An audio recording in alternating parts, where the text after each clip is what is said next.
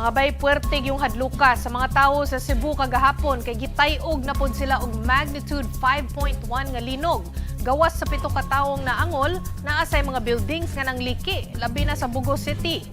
Para makita nato ang mga mahitabo didto o nahitabo didto, mobalita sa ato live gikan sa Cebu City si One News correspondent Dale Israel. Dale, kumusta man mo diha? Nagkapon City. Tandaan, umanitay og ang magnitude 5.1 nga linog sa pinakabahin sa Visayas nagahapon sa hapon. Ikan sa Bugo City ang mga nasamaran ug tungod kuno kini sa mga nabuak na bildong sa usa ka building. Sa lungsod sa San Miguel, City adunay ubang mga estruktura ang naguba at na usa ka parish building nga una nang nadaot sa kusog nga linog niaging tuig. Nadaot usab ang lokal nga building sa Bureau of Fire Protection sa maong lungsod.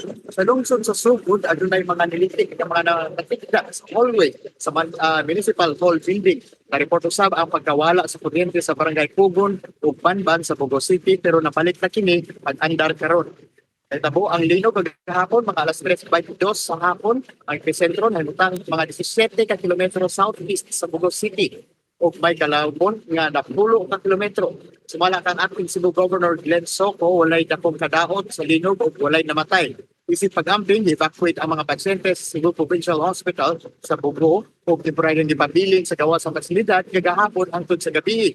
Ibalik na sa sulod sa ospital ang mga pasyente na ganyan katlaon human na inspeksyon sa mga engineer.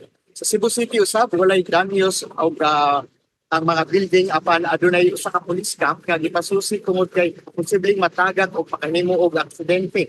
Padayon ang pagmonitor karon sa mga otoridad sa sitwasyon dinhi sa probinsya sa Cebu. Balik sa March. Daghan kayong salamat sa imong report bay. Mao to si Dale Israel gikan sa One News Cebu.